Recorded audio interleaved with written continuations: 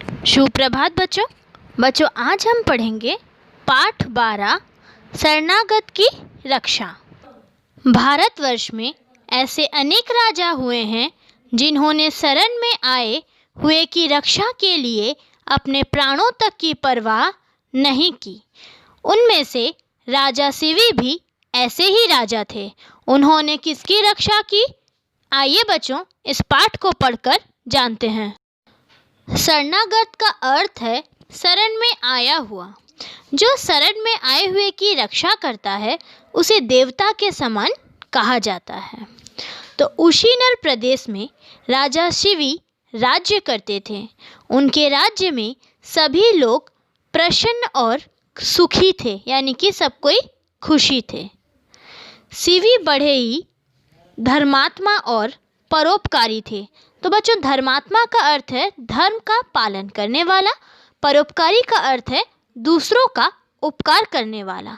उनके यश की बात देवराज इंद्र के कानों तक भी पहुंची। उन्होंने महाराज शिवी की परीक्षा लेने का निश्चय किया। उन्होंने स्वयं यानी कि खुद बाज का रूप धारण किया और अपने साथी अग्निदेव को कबूतर का रूप धारण करने को कहा। फिर इंद्र और अग्निदेव बाज और कबूतर के रूप में पृथ्वी लोक में आ गए। आगे डरा हुआ कबूतर और उसके पीछे शिकारी बाज उशीनर राज्य की ओर उड़ चले। प्रातः काल का समय था। महाराज शिवी पूजा पाठ करने के बाद प्रसन्नता से अपने आसन पर विराजमान यानी कि बैठे हुए थे। तभी हाँफता हुआ भयभीत कबूतर राजा शिवी की जांघ पर आकर बैठ गया। कबूतर को देखकर महाराजा का हृदय करुणा से भर गया, यानी कि दया से भर उठा। उन्होंने अपने कोमल हाथों से कबूतर को ऐसे सहलाया जैसे वे उसे अभयदान यानी कि भयभीत न होने का आश्वासन दे रहे हो।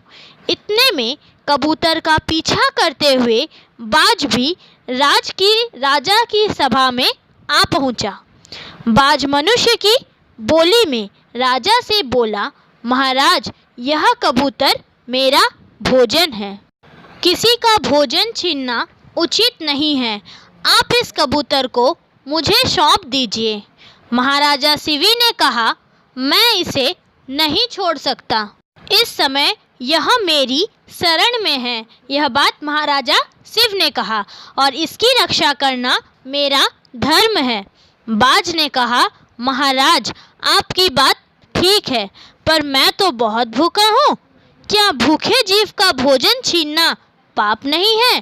तो महाराजा शिव ने उत्तर दिया, इसे छोड़कर जो चाहो मैं तुम्हें दे सकता हूँ।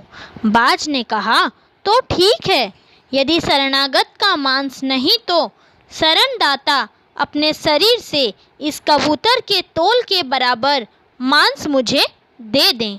तो बच्चों शरणदाता का अर्थ है जो शरण देता है, यानी कि शरण देने वाला। महाराज शिवी बाज के इस प्रस्ताव से बड़े खुशी हुए। उन्होंने सभा में तराजू लाने का आदेश दिया। एक पलड़े में कबूतर को बैठाया गया और दूसरे पलड़े में शिवी अपने शरीर का मांस काट काट कर रखने लगे। पर यह क्या, कबूतर का पलड़ा अभी ज्यों का त्यों है। महाराज शिवी से रहा न गया। वे अपने बचे हुए शरीर के साथ पलड़े में जा बैठे।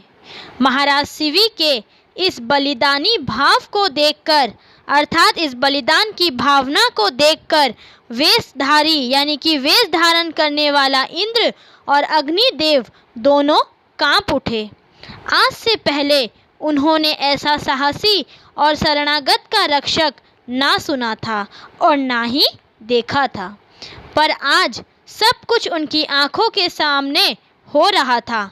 दोनों देव अपने असली रूप में प्रकट होकर बोले, महाराज आप धन्य हैं। आप साधारण मनुष्य नहीं, महापुरुष हैं।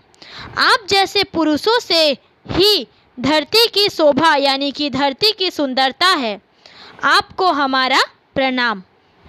यह कहकर इंद्र और अग्निदेव ने महाराज शिवी के कटे हुए अंगों को सही कर दिया और स्वर्गलोक को लौट गए।